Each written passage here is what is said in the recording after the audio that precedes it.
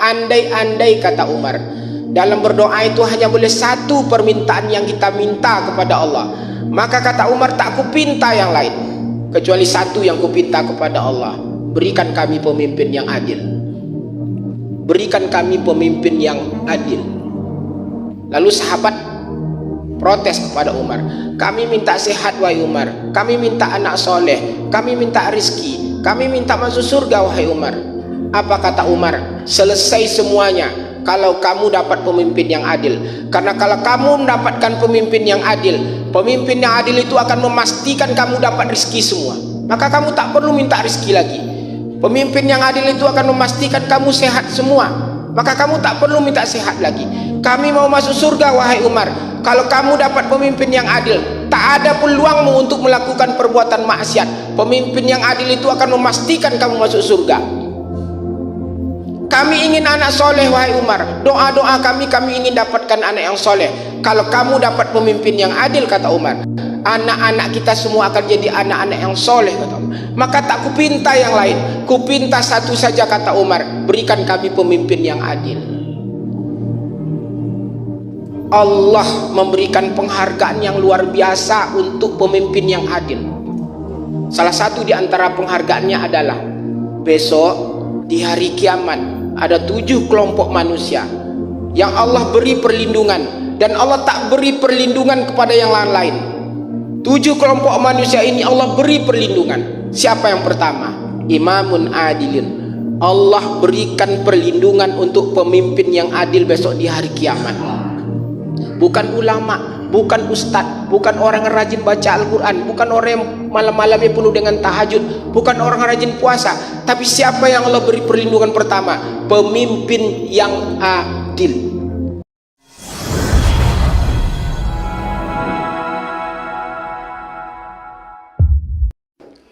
Alhamdulillahillazi khalaqal insana min salsalin kal fakhar. Ashhadu an la ilaha illallah wahdahu la syarikalah, lahul mulku wa lahul hamdu wa lahul qahar. Wa ashhadu anna Muhammadan abduhu wa rasuluh sayyidul abrar. Allahumma salli ala sayyidina Muhammad wa ala alihi wa sahbihi ajma'in. Amma ba'du, fa ya ayyuhal hadirun ittaqullaha haqqa tuqatih wa la tamutunna illa wa antum muslimun. Qala Allah Ta'ala fil Qur'anil Karim, a'udzu billahi minasyaitonir rajim, bismillahirrahmanirrahim. Ya ayyuhallazina amanu la tattakhizul yahuda wan nasara awliya ba'dukum awliya'u ba'd wa may yatawallahum minkum fa innahu minhum innallaha la yahdil qaumaz zalimin. Sadaqallahul azim. Bapak, saudara-saudara kaum muslimin rahimakumullah, tiada kata yang pantas kita ucapkan pertama kali di siang hari ini kecuali hanyalah ucapan puja dan syukur kita kepada Allah. Allah yang maha agung, Allah yang maha besar, Allah penguasa alam semesta. Alhamdulillahi rabbil alamin. Bersamaan dengan itu, marilah pula kita mengucapkan salawat untuk Nabi junjungan alam Muhammad Rasulullah sallallahu alaihi wasallam, Nabi yang benar-benar mencintai kita umatnya. Mudah-mudahan kita semua yang ada di dalam masjid ini pun termasuk umat yang benar-benar mencintai beliau pula. Dan mudah-mudahan nanti kita semua mendapatkan syafaat dari Rasulullah sallallahu alaihi wasallam. Allahumma salli ala sayyidina Muhammad. Bapak, saudara-saudara kaum muslimin rahimakumullah, saya membaca dalam kitab Ar-Risalah Al-Qusairiyah yang ditulis oleh Imam Qusairi. Beliau menyatakan bahwa satu negeri atau kampung itu akan penuh dengan keberkahan. Ada 4 syaratnya. Pertama, imamun adilun. 2, alimun zahidun. 3, ghaniyun wafirun. 4, miskinun sabirun. Negeri, negara, bangsa itu akan mendapatkan kebahagiaan, keberkahan dari negeri itu kalau 4 ini ada dalam negeri itu. Pertama, imamun adilun, imamnya mesti adil. pemimpinnya mesti adil. Masalah kepemimpinan bukan masalah sepele dalam Islam, masalah yang penting. Dan kita tidak boleh main-main memilih pemimpin. Itulah pula sebabnya Majelis Ulama Indonesia mengeluarkan fatwa haram hukumnya bagi umat Islam untuk golput. Sebentar lagi akan ada pileg, ada pilpres, ada pilkada. Majelis Ulama Indonesia telah mengeluarkan fatwa bahwa kita tidak boleh tidak ikut memilih pemimpin ini karena ini masalah penting.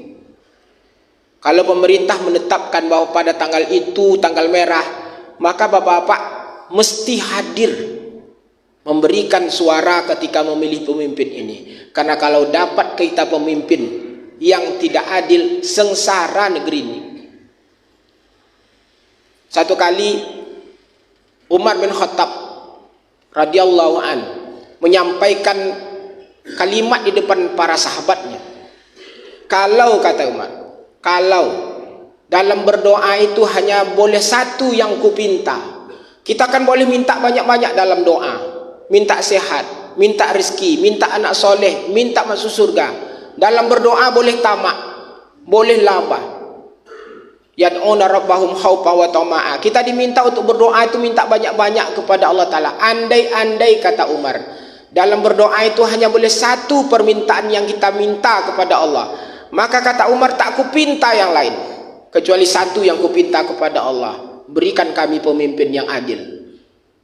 Berikan kami pemimpin yang adil. Lalu sahabat protes kepada Umar. Kami minta sehat, wahai Umar. Kami minta anak soleh. Kami minta rizki. Kami minta masuk surga, wahai Umar. Apa kata Umar? Selesai semuanya kalau kamu dapat pemimpin yang adil. Karena kalau kamu mendapatkan pemimpin yang adil, pemimpin yang adil itu akan memastikan kamu dapat rizki semua. Maka kamu tak perlu minta rizki lagi. Pemimpin yang adil itu akan memastikan kamu sehat semua. Maka kamu tak perlu minta sehat lagi. Kami mau masuk surga, wahai Umar. Kalau kamu dapat pemimpin yang adil, tak ada peluangmu untuk melakukan perbuatan maksiat. Pemimpin yang adil itu akan memastikan kamu masuk surga. Kami ingin anak soleh, wahai Umar. Doa-doa kami ingin dapatkan anak yang soleh. Kalau kamu dapat pemimpin yang adil, kata Umar, anak-anak kita semua akan jadi anak-anak yang soleh, kata Umar. Maka tak kupinta yang lain, kupinta satu saja, kata Umar, berikan kami pemimpin yang adil. Allah memberikan penghargaan yang luar biasa untuk pemimpin yang adil. Salah satu di antara penghargaannya adalah besok di hari kiamat ada 7 kelompok manusia yang Allah beri perlindungan, dan Allah tak beri perlindungan kepada yang lain-lain. 7 kelompok manusia ini Allah beri perlindungan. Siapa yang pertama? Imamun adilin. Allah berikan perlindungan untuk pemimpin yang adil besok di hari kiamat. Bukan ulama, bukan ustadz, bukan orang yang rajin baca Al-Quran, bukan orang yang malam-malamnya penuh dengan tahajud, bukan orang yang rajin puasa. Tapi siapa yang Allah beri perlindungan pertama? Pemimpin yang adil. Allah lindungi besok di hari kiamat. Allah beri perlindungan yang orang lain tak dapat perlindungan. Pemimpin yang adil. Bisa saja karena kesibukannya sebagai pemimpin yang adil, tahajudnya tak banyak, baca Al-Qurannya tak banyak, puasa-puasa sunatnya tak banyak, tapi dia mampu menjadi pemimpin yang adil. Allah lindungi. Bapak-bapak, saudara-saudara kaum muslimin rahimakumullah, memilih pemimpin dalam Islam itu bukan perkara main-main. Bukan perkara yang bisa disepele-sepelekan. Ini masalah agama tergantung di situ. Kepentingan umat terletak di situ. Kalau kita dapat pemimpin yang salah, kepentingan umat akan tergadaikan. Kepentingan agama juga. Maka jangan main-main memilih pemimpin. Kalau dapat kita pemimpin yang salah, panjang penyesalan kita nanti. Dan kalau negeri ini ingin mendapatkan keberkahan, salah satu di antaranya mesti dapat pemimpin yang adil. Pemimpin yang adil itu bukan hanya presiden. Pemimpin itu mulai dari RT, RW, dan terus sampai ke atas. Itu pemimpin-pemimpin. Kalau di RT itu dapat pemimpin, Pak RT-nya luar biasa baiknya, adil dia, bahagia tuh RT. Tapi kalau sempat RT-nya pecandu narkoba, celakalah kampung itu. Maka jangan main-main memilih pemimpin. Pemimpin itu penting dalam Islam, dan kita tak boleh main-main dalam pemimpin. Bapak-bapak, saudara-saudara kaum muslimin rahimakumullah. Kedua, alimun zahidun. Kalau mau berkah negeri itu, ulamanya mesti zuhud. Zuhud itu apa Pak Ustadz? Zuhud itu tidak mencintai dunia, tak mengumpulkan harta, tak berlomba-lomba ingin mendapatkan kekuasaan. Ulama itu ulama zuhud. Imam Ghazali membagi ulama itu dua jenisnya. Ada ulama dunia, ada ulama akhirat. Dalam istilah lain ada ulama su', ada ulama baik, ada ulama jahat, ada ulama baik. Al-Quran membagi ulama itu dua. Ulama Bani Israel. Apa kerjanya? Yuharrifunal kalim amma wadi'ihi. Ya ganti-ganti itu hukum. Satu lagi ulamanya apa? Innama yahsallah min ibadihi al-ulama. Orang yang paling takut kepada Allah itulah ulama. Dan ulama itu tak takut kepada siapa-siapa kecuali Allah Subhanahu wa taala, karena dia hanya takut kepada Allah. Dialah orang yang paling takut kepada Allah Subhanahu wa taala. Itulah yang disebut Imam Ghazali sebagai ulama yang baik, itu ulama akhirat. Sementara sebaliknya ada ulama Bani Israel. Ia ganti hukum-hukum itu. Kalau dia katakan haram, itu merugikan kepentingan pribadinya, kepentingan dunianya, maka haram itu bisa dia katakan halal. Kalau dia katakan halal dan itu bisa merugikan kepentingan pribadinya, kepentingan kelompoknya, kepentingan dunianya, dia katakan itu tidak halal. Itulah yang disebut dengan ulama Bani Israel. Kepentingan dunianya mengalahkan kepentingan akhiratnya. Negeri ini akan penuh dengan keberkahan andai para ulama-ulamanya tidak berlomba-lomba pula mengejar dunia, berlomba-lomba untuk mencari tahta, maka dua syarat ini dapat. Bapak, saudara-saudara kaum muslimin rahimakumullah. Lalu yang ketiga apa? Ghaniyun wafirun, orang-orang kayanya dermawan. Bapak yang punya harta, bantu saudara-saudara kita yang tidak mampu. Coba Bapak bayangkan, kalau ada orang datang ke rumah minta makan, Bapak tak kasih. Pinjam uang, Bapak tak mau. Minta, Bapak tak bantu juga. Kira-kira apa yang ada dalam kepala orang itu terhadap kita? Atau sebaliknya, ada orang minta makan, Bapak kasih makan. Ada orang mau pinjam uang, Bapak kasih pinjaman. Ada orang minta uang, Bapak kasih. Kira-kira apa dalam kepalanya? Yang tak pernah membantu itu, maka dalam kepalanya kalau mati, kamu matilah. Kalau sakit Bapak, sakitlah. Kalau ada orang ganggu Bapak, ganggulah. Tapi kalau Bapak jadi orang pemurah, sakit Bapak, dia akan doakan setulus-tulusnya agar Bapak sehat segera. Kalau ada orang ganggu-ganggu Bapak, dia akan pasang badan untuk membela Bapak. Apa sebab? Karena Bapak dianggapnya aset baginya. Kalau Bapak tak ada, dia takut kemana lagi dia tempat mengadu, kemana lagi dia akan meminta. Kalau tidak ada Bapak, maka ada ketakutannya kalau Bapak pergi. Kehilangan Bapak itu sangat merugikan bagi diri. Islam adalah agama yang mempunyai banyak ajaran tentang filantropi itu. Ada zakat, ada wakaf, ada infak, ada sedekah, ada hibah, ada hadiah. Banyak sekali ajaran Islam tentang membantu orang lain itu. Dan orang yang tak pernah memberi makan orang miskin, ada tempatnya dalam neraka nanti. Kalau Bapak tak pernah bantu orang sama sekali, maka ada tempatnya Bapak nanti di neraka. Tapi jangan lalu Bapak mengatakan bahwa saya ini pemurah karena membantu orang di lampu-lampu merah. Itu bukan. Bukan. Pastikan kiri kanan rumah Bapak, muka belakang rumah Bapak itu tak ada orang yang tidak makan, tidak ada anak-anak yang tidak sekolah. Pastikan itu. Saya kira tak banyak itu. Tanya kiri kanan rumah kita itu. Kalau kita lihat ada orang yang susah, tanya, sudah makan belum? Apa yang ada sekarang kebutuhan? Ada beras enggak? Ada yang dimakan enggak? Tanya kiri kanan rumah kita itu. Kalau bapak jadi orang yang dermawan, sekampung itu nanti akan ikut menjaga bapak. Tapi kalau bapak tak pernah membantu, bapak tunggulah saatnya. Satu kali Rasulullah SAW pernah bersabda, keluarkan bantuanmu sekarang ini. Bantu segera, kata Allah. Jangan tunda-tunda, kata Rasul. Nanti akan ada saatnya ketika kamu memberi bantuan kepada mereka, mereka menolaknya sambil berkata, kami tak mau lagi. Kami tak perlu bantuanmu. Yang kami perlukan sekarang ini, katanya, darahmu. Bunuhnya gitu. Kalau dia sudah sampai pada puncak keputusasaannya, pekerjaan tak ada, anak sakit, dia mau makan juga, minta ke sini tak ada yang bantu, minjam ke sini tak ada yang mau minjamkan, pekerjaan tak ada, putus asa dia. Kira-kira apa yang ada dalam kepalanya? Kita orang-orang kaya jadi sasarannya. Dan negeri ini akan penuh dengan keberkahan kalau orang-orang kayanya dermawan semua.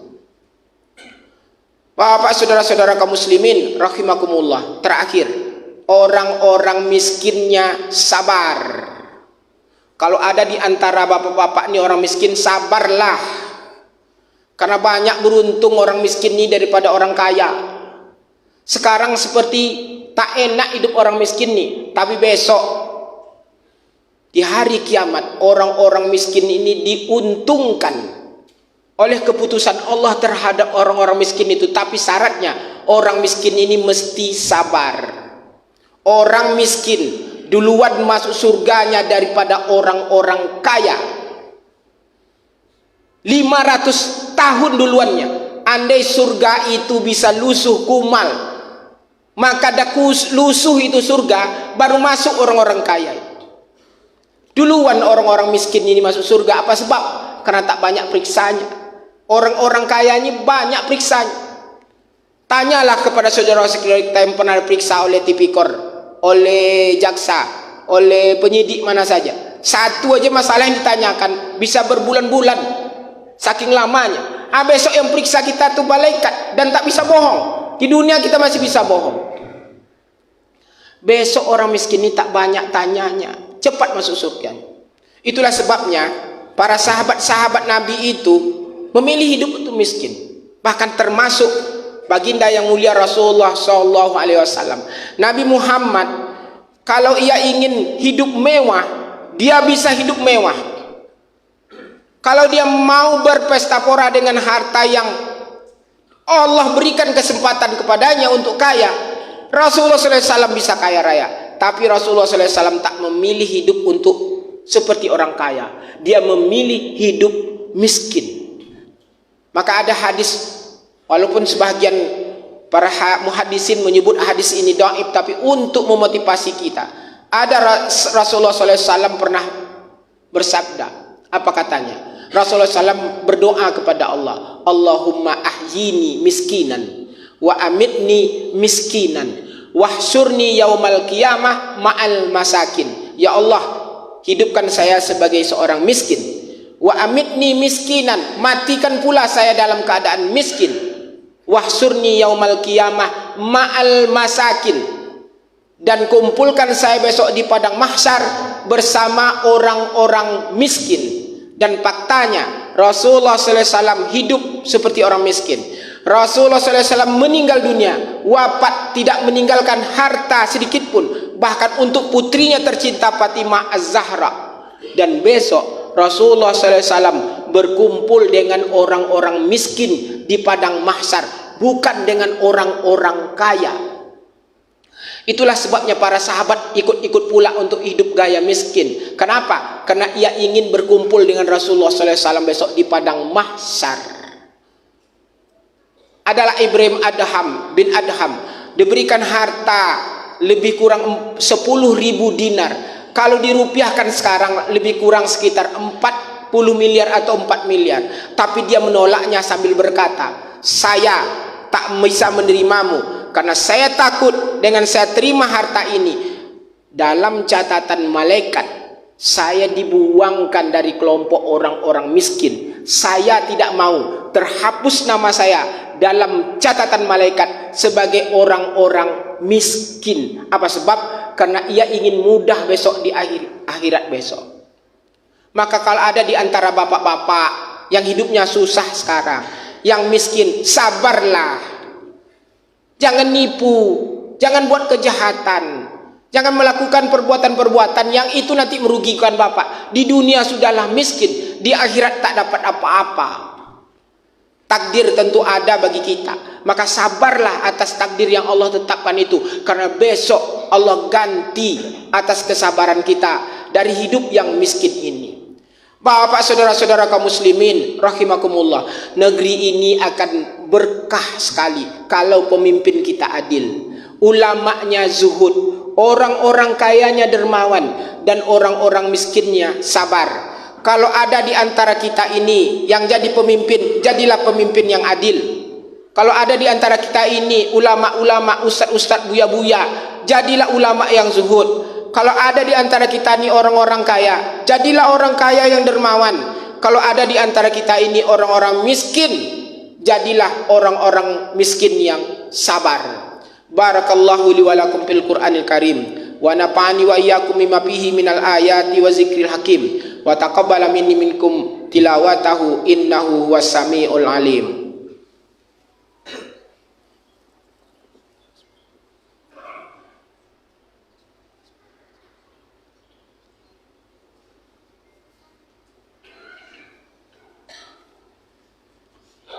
Alhamdulillah, alhamdulillahi rabbil alamin. Ashhadu an la ilaha illallah wahdahu la syarikalah, wa ashhadu anna Muhammadan abduhu wa rasuluh. Allahumma salli ala sayyidina Muhammad wa ala alihi wa sahbihi ajma'in.